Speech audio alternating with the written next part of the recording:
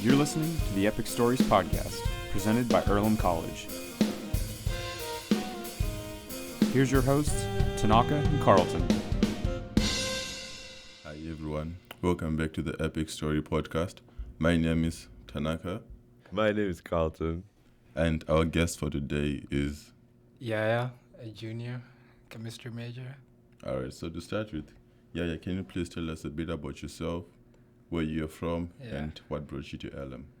I'm a junior. I'm from Sierra Leone.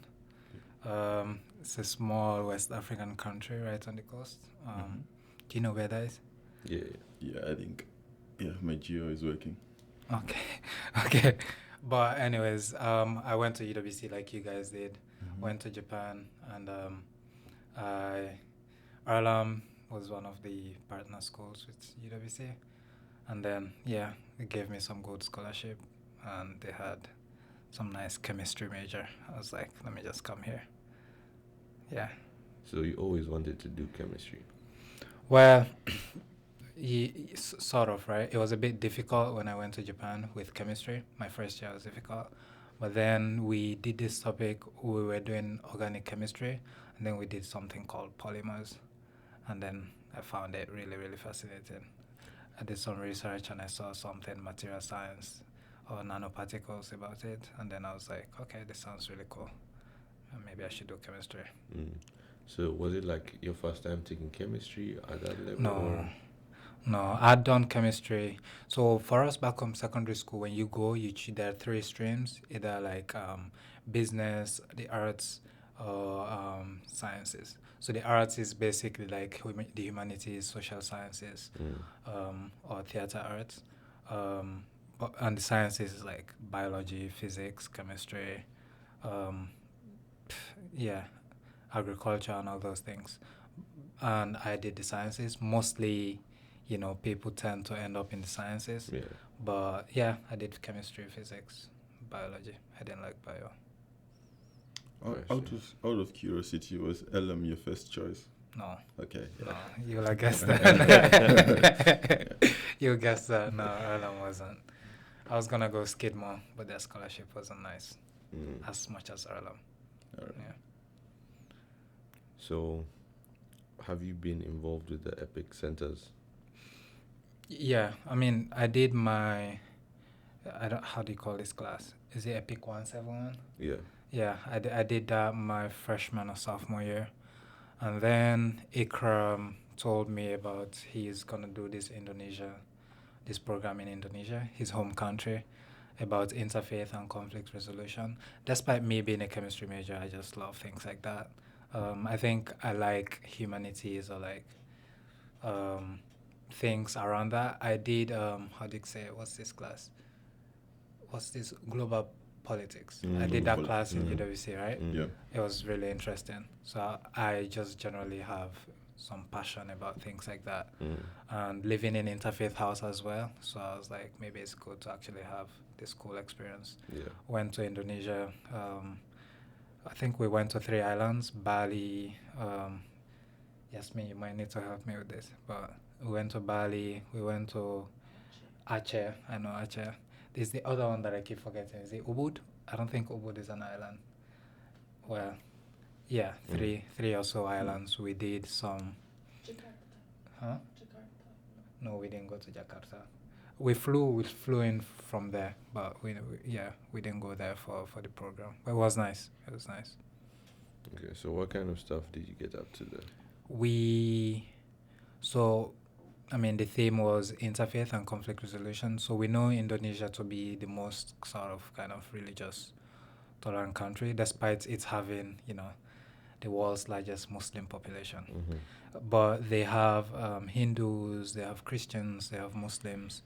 So just seeing, there was a bombing the early 200s, the Bali bombing that happened, and it was sort of said like Muslim terrorists did that and bombed the place, and some people were like, oh, we should actually try fight back the Muslims and things like that. But rather than that, they took a whole different approach of like actually involving people talking to people and just resolving that whole thing and making sure the country is more sort of connected in that religious aspect of things. So just seeing that, we were interested in studying like how were those conflicts kind of resolved and how they see interfaith. You know, you go, let's say you're in Bali, you see like the streets, there are sacrifices, you know, every morning that they do. I think is it the Hindu religion? They do those foods, they put foods out, and then like you see mosques around too. You see like these sacrifices outside the mosque or things like that. And we went, oh my God, I forgot this place name. They had like 5 different religious worship places. They had a mosque, they had a Catholic church, they have a Pentecostal church, and then they had a Hindu temple, and then they have all these things, like literally they were all like this, one after the other, one after the other. And like it was so cool. I can show you guys a picture if you want. Yeah. That's really cool. I didn't know that Indonesia was like that. Actually, I also didn't know it had the world's largest Muslim population. Yeah. That's interesting. It's very surprising. It's so religious diverse. Yes, Because very. For example, for my country, it's so rare to find a place where you can see like about 5 religions In one the place. same place and Really? working together. That's Yeah. so interesting. Oh. Yeah. I mean, honestly, for me, it wasn't really big of a difference because my country, literally, my house is here. Like, you go like 1 minute walk, there's a mosque. Right across it, there's a church. Oh, across the mosque. Yeah, right across it. The street is here. Right across it, there's a There's church. no conflict between No, there's none. Like they do. I forgot what sects of Christianity they are, but like they do pray on Thursdays. They pray Thursday evenings, Friday evenings, and then they do Saturday prayers, and then Sunday mornings, right? I don't know what they were, but like Thursday evenings, they'll be doing prayers at the same time as Maghrib prayer, like this sunset prayer, and like they would turn things down because the Muslims were praying in the mosque. So let's say they were kind of singing or things like that, they would just turn it down a bit until we're done praying, and then they go back to it. There was anything. It's pretty cool. So interfaith is almost kind of in your, Yeah. I want to say DNA, but it's a better word for Yeah. that. You guys should go on Sierra Leone TikTok to actually see it. There's this term we made up called Christmas. So there are kids who are like Christians and Muslims. Oh, So they call themselves Christmas because one parent was Muslim, the other was Christian, and they kind of practice both religions. So when it's Really? Ramadan, they fast Ramadan. Fridays they go to mosque. Sundays they go to church. When it's Lent, they do Lent. that's so interesting. Yeah, That's so yeah. interesting It's- because Yeah, most of my friends are like, I went to a Catholic school actually. Yeah. That's I really went cool to to Catholic hear. school for 6 years. I know for me back home, like, first of all, there's 2 major religions. There's Muslim, Islam, and Christianity. Yeah. And then under Christianity, there's a few different ones as well. It's like Catholicism, there's like born again. And so those 2, like Christianity and Islam, usually are always like butting heads. And there's anytime they see like a Muslim and a Christian coming together, people are always saying, okay, like these guys are going to have a lot of problems in their relationship, right? Really? And even like growing up, people will tell you, you know, as this, don't marry this kind of religion or this kind of thing. So the conflict in terms of the 2 religions is pretty. Yeah. I mean, obviously, you'll find 1 or 2 people back home who are doing that. But our president is Christian. His wife is Muslim. Like, you know, so it's right now, it's a bit when it was Ramadan, he was going to the mosque with his wife. And like Sundays, they end up going to church as well. It's, That's really nice, man. I Yeah. think that's how it should be. There's a It town should not called be. Christmas, yeah. It shouldn't be always like people fighting, you know. Yeah, I really like the concept because I remember when I was in UWC, one of the things that I took away is how can there be peace when we don't know each other? So I think if we learn each other's religions and then, for example, a Muslim person gets married to a Christian, we are going to understand each other's religion. Because I Right. think if you look around at the world's politics, some of the wars or they are arising from religion, you know. So if we can intertwine everything, I think Yeah. It's really good. With the epic in Indonesia, even Sierra Leone is like just those two religions, but like Indonesia is like a larger scale, right? You have 5, 6, 7 religions that most people know about, the other celebrations and sort of respect it Yeah. and even partake in it if they can. And we talked to several professors of like history, religious leaders, traditional leaders, and like they gave their different perspectives and views as to how things were kind of solved or resolved, and how even they set up, how they say it, like counseling and things like that to talk to people more about. We even talked to the ombudsperson of Bali as well. Yeah, she was lovely. It was nice. So like they're like well educated in terms of like the different religions that's happening around them. Yeah. That's really nice. I think it always comes back to like education in terms of of like the kind of conflicts that we face. Like we don't know enough about each other. Yeah. Like I think Tanaka was saying. So peace is always going to be an issue unless we're open to learning about each other. So I'm taking you back, but then just to be clear, so you used your Epic Advantage money for this trip. So can you tell us how was the process before you actually went to the trip? Did you get support from the faculty member, or did you have some meetings with the career coach? Or? Yeah. So before, I talked to my advisor about the decision about doing it. I knew I wanted to do it, right? So I didn't really need much sort of advice on it. My advisor was Mark. He was just like, it's not related to a major or anything. Just make sure that you're actually making a decision that you actually want.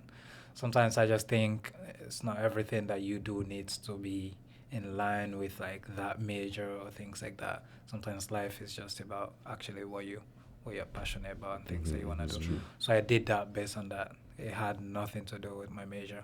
I was the exception. All those people were like PAGs or like religion majors or things like that.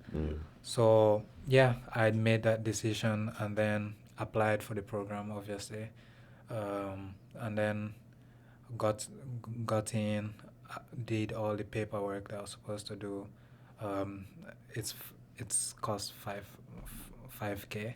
Our trip was a bit of a thing though, but did that, applied for my visa. What else did we do?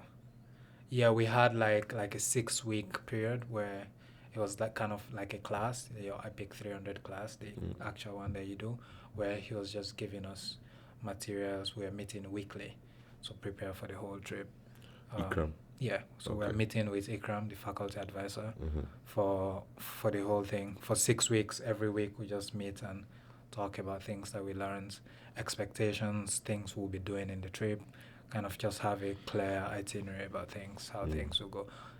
When you are there, things could change, but like it's just good to actually have a lined up things, activities to do. But yeah. I see. Insane. So, what was your experience with the travel, and then like getting there? No. And yeah, so Microsoft shutdown happened. The day we were yeah, I saw his reaction. So what happened? 3 of us were traveling, me, Dylan, and Riva. So we left. We all decided to fly from Chicago. So we came there. Actually, my own trip actually was a mess up from here. It actually started here. Someone was supposed to drop me in Indy for my bus to Chicago, right? The person canceled the day before. So then I had to like try, found someone to drive me. Adea drove me. Adea and Faith drove me. Literally 1 minute before the bus was supposed to leave. Then I got there. And then I got into the bus. I was there. And then Chicago, it was 5 p.m. on a weekday, traveling. Traffic was a mess. So my Uber canceled on me as well. So I booked my Uber when I was in the bus, and then the Uber canceled on me, and I had to wait there 15 more minutes for an Uber, and then it was traffic. So I missed my flight to start with. Yeah. Like on paper, I missed my flight the gate was closed and everything. I was like, there's no way. Dylan and Reba were already in the plane. So I was like, there's no way I'm going to wait here. So I talked to some agents, and then she decided to try to help me out. And the thing I did that was really good, I had already checked in online. So I was already checked in, my seat was empty. Yeah. So she was like, okay, you already checked in. Let's just try to get your bag tagged and everything. Yeah. And then I just sprinted there. Oh, Got that's to the really plane. good. Yeah, we were supposed to go to San Francisco and then fly from there to Indonesia, to Singapore. And then once we landed, there was a delay. So we were in the plane for like 3 hours. As soon as we landed, we were there 3 hours. And then they said, okay, everyone needs to go out. That time, the Microsoft glitch had already happened. So they were not trying to freak out people. And then we were at the airport for 12 hours plus. We were there till the next day. And then they were tripping us about, they were supposed to give people hotels to go stay. They gave us this coupon. We went to the hotel. They said it's not working. So we had to pay in San Francisco for a hotel room. Very expensive.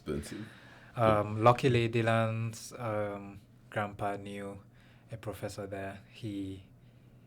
After the night we stayed there, we were like, there's no way we're going to be here. Because they rebooked us on another flight, which was 3 days from the day we were there. We're like, there's no way we're going to pay this amount for 3 days in this hotel. So he was able to house us and give us food. And then we actually did a San Francisco trip. So we just went out and went to Harvard. I said Harvard. We went to Stanford. Yeah, went to Stanford.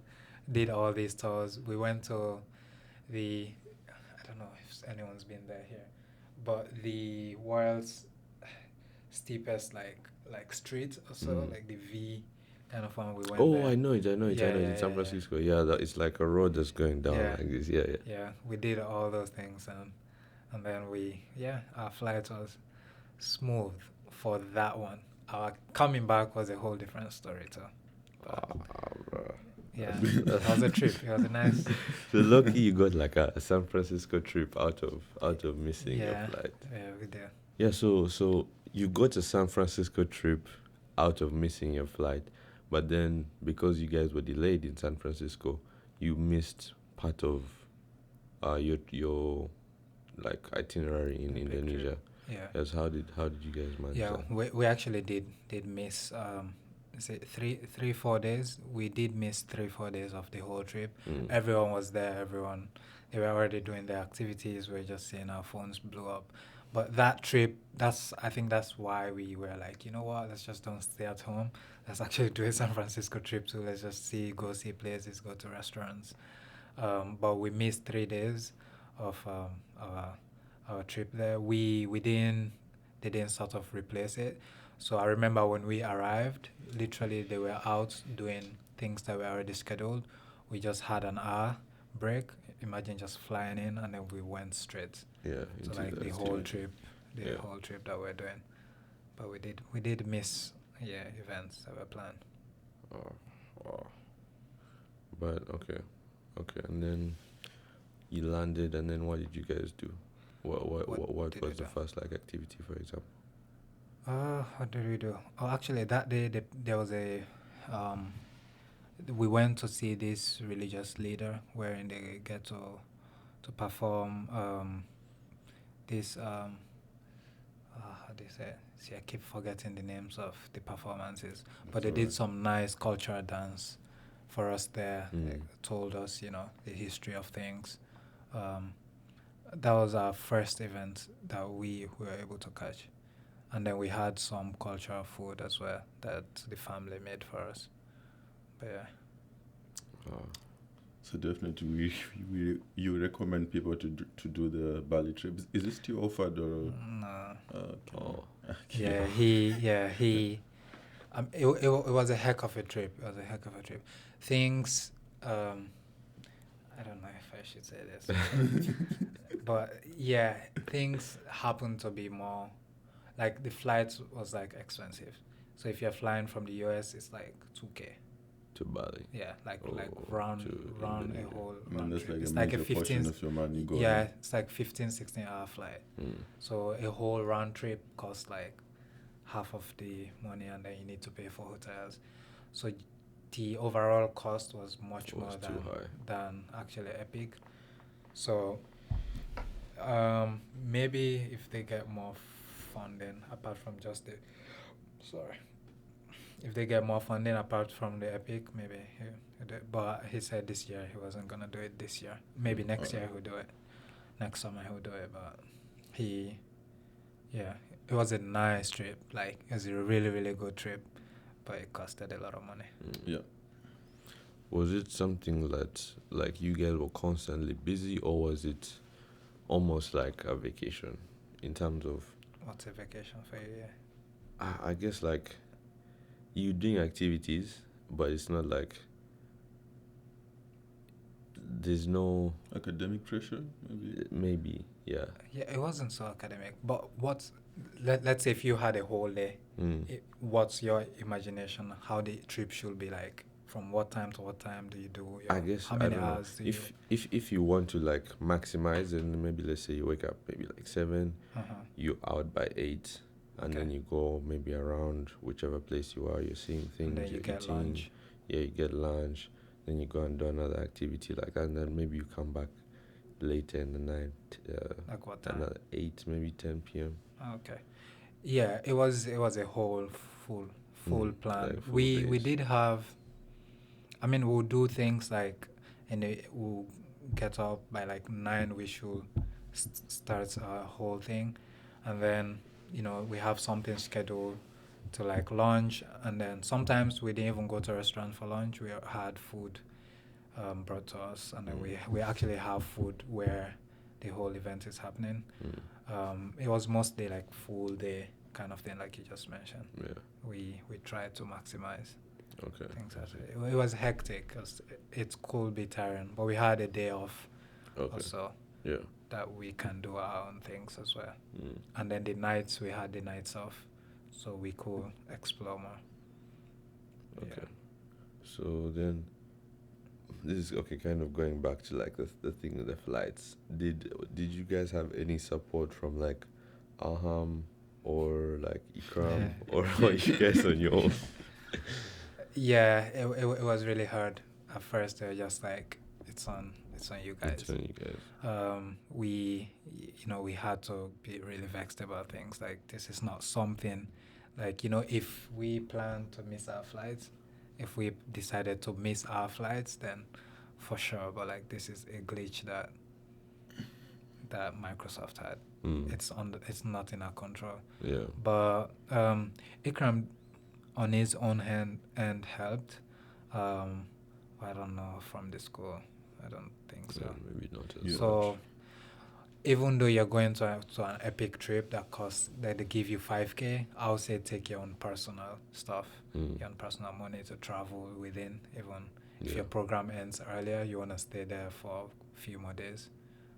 It's nice to have your own money saved up. Yeah. And you never know when the glitch happens again. You never know. Yeah, you never know. Fair. You never know. All right, so maybe I'm taking us to a different topic, but then since you mentioned you're now a junior and you're an international student, right? So I assume you've been involved with the EPIC Center for Global Education, because I think they offer activities during the breaks, or they help international students with the taxes, for example, in your freshman year or something along those lines. Yeah, it was Kandi International Office, Candice Safia. They do help with a lot of things, renewing your visa, your F1, signing them before you travel out. Even for my Epic trip, you need an updated F1, right? So you kind of need to meet with them. They have to sign it and make sure that everything is up to date with you. So in that regard, taxes as well. Every year they helped. I feel like things, even this year, it was slightly different. So you kind of have to meet them. Even when you know the process, you need to do it and then meet them to just review things, make sure everything is intact. They're really helpful in that regard, yeah.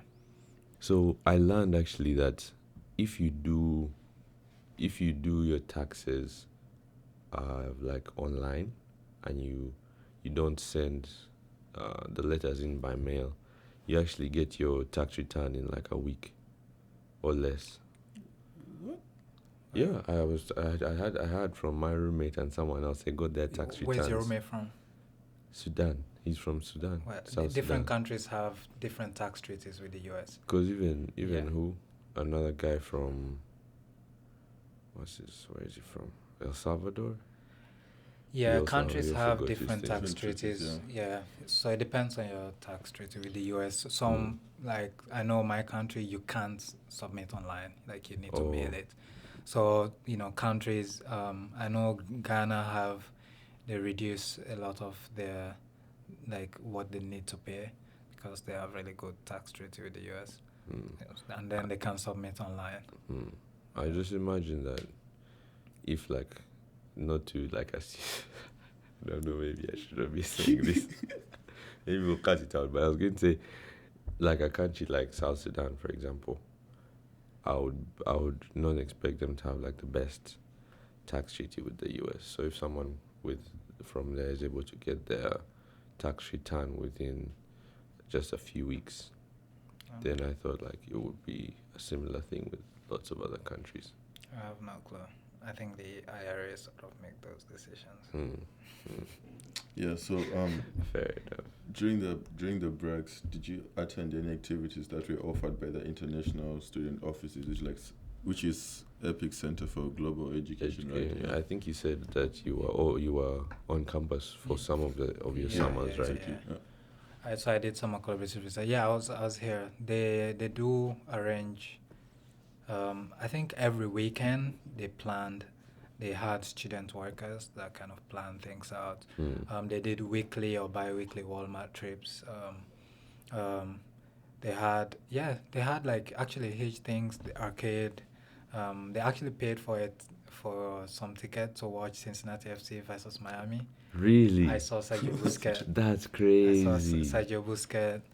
Messi was on international. International duty. Suarez as well. That's So I couldn't see crazy. them, but Sergio Busquets got a red card in that game. They played him centre back, but Oh my days, that's actually terrible something that would decision. be really cool. Put Busquets in centre back. Yeah.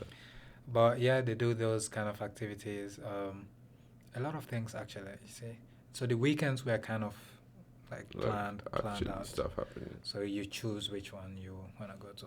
I hope it keeps on like that. That's so cool, bro. I saw some of my friends like 2 weeks ago in Chicago. They went to watch Inter Miami? To Miami, yeah. Inter Miami versus like Chicago team, and they saw Yeah. like Messi, What? and that was crazy, bro. Yeah. So it means even here we're still able to do something like It's that. possible. I was looking. There's the how do you say it? There's the tennis tournament. I think they're doing it in Ohio. Different cities around. So tickets That's are really cool. a bit expensive, but they could make it happen. So international office. Yeah. Take us to. You also mentioned something about summer collaborative research. Can you tell us more about that? Or Yeah. did I hear you correctly? I mean, you're gonna do it, no? Oh, I think we're going to do it, but then since you have already done it, is it like you can share your experience with Okay. us, yeah? Okay. Nah, but it's just where you a faculty have like a research, and then they have students who kind of collaborate with them to get their research to where they want to go. I did one with geochemistry in Alaka. I don't think he's here now, with the geology department.